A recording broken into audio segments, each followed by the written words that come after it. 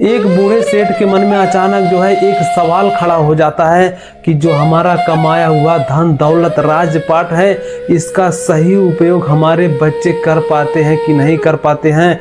ये सब सोचकर वो अपने बेटे का परीक्षा लेने की सोचता है और अपने बेटे को बुलाकर कहता है, बेटे सुनो, तुम हमारे राज्यपाट से, हमारे धन दौलत से दूर चले जाओ, जाओ तुम कमाने।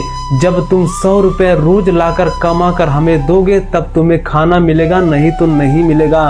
बेटा सुनते ही अचंभव हो जाता है और जो है खदेड़ देता है कि जाओ तुम कमाने।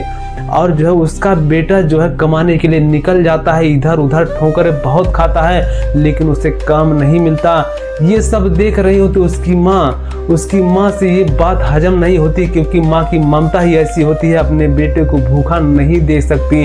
वो जाकर तिजोरी से 100 रुपये चुराती हैं और अपने बेटे को ले जाकर दे देती हैं। कहती हैं, बेटा ये लो, जाओ अपने पिताजी को 100 रुपये दे देना और खाना जाकर खा लेना। ठीक ऐसे ही उसका बेटा करता है, अपने पिताजी के पास 100 रुपये लेकर जाता है, कहता है, पिताजी मैंने 100 रुपये कमा लिए हैं, अब मुझे खाना दे दो। उसके पिताजी जो सेठ होते हैं वो समझ जाते हैं इसकी कमाई के नहीं हैं।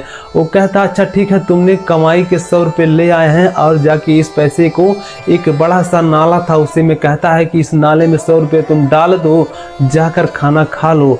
और ये भी ऐसे ही करता है, जाके नाले में पैसा डाल देता है और उसे खाना मिल जाता है, फिर खा लेता है।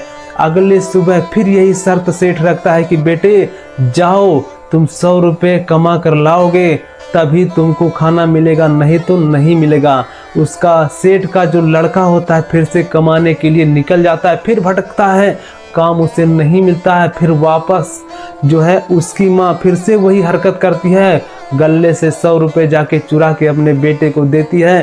कहती है, बेटे जाओ अपने पिताजी को 100 रुपये देना, कहना कि जो है हम कमा कर लाए, हमें खाना दे दो, हम बहुत भूखे हैं। ठीक ऐसे ही उसका बेटा जाके कहता है, पिताजी लो 100 रुपये हमने कमा कर लाया, मुझे खाना दे दो, बहुत भूख लगी है।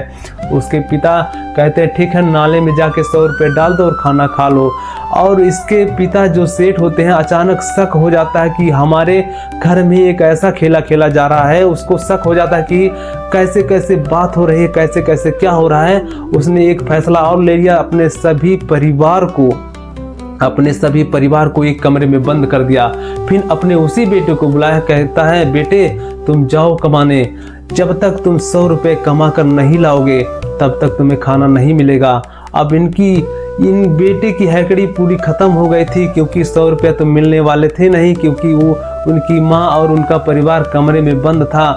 ये अपने काम की तलाश में इधर उधर भटक रहे थे, लेकिन काम फिर से नहीं मिल रहा था।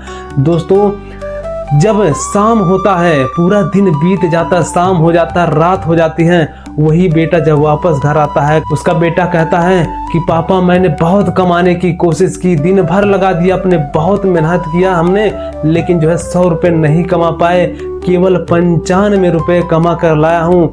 ये लो पापा, तुम्हारे हाथ पे रख दिया हूँ, अब मुझे खाना दे दो, बहुत भूख लगी है। उसका जो सेठ होता है, उसका पापा, वो कहता ठीक है, तुम 95 रुपये कमा कर लाए हो, कोई बात नहीं, जाओ इस पैसे को तुम नाली में डाल दो और खाना खा लो। जैसे ही नाली में डालने की बात आती है, उसका बेटा भड़क जाता है, कहता पापा ये हमारे मेहनत की कमाई है, इसे नाली में मत डालो। उसका पापा जो सेठ होता है तुरंत समझ जाता है, हकीकत में हमारा बेटा जो मेहनत करके 95 रुपये कमा कर लाया है, वो समझ जाता है ये हमारा बेटा दिन भर की कमाई के बाद केवल 95 रुपया कमा कर लाया है, इसके मेहनत के हैं। तभी ये मना कर दिया कि पापा नाली में मत डालो। और जो रोज डेली डाल रहा था वो बाप के कमाई का पैसा था, उसे मोह नहीं था। दोस्तों, ऐसे ही हमारी जिंदगी में होता है। दोस्तों, हर पैसे की कीमत अलग अलग होती है। ये तय होता है कि पैसा किस तरीके से कमाया गया है। दोस्तों, वही पैसा जो लोग गरीब होते हैं, मजदूर होते हैं, उसकी कीमत अधिक होती है, लेकिन वो जो 2 नंबरी काम करते हैं उसका पैसा 10 रुपये का पैसा नहीं होता, उसकी कोई कीमत नहीं है। दोस्तों, अगर वीडियो पसंद आया हो तो लाइक, सब्सक्राइब, कमेंट जरूर कर देना। दोस्तों, मिलते हैं नेक्स्ट वीडियो में, तब तक के लिए बाय बाय।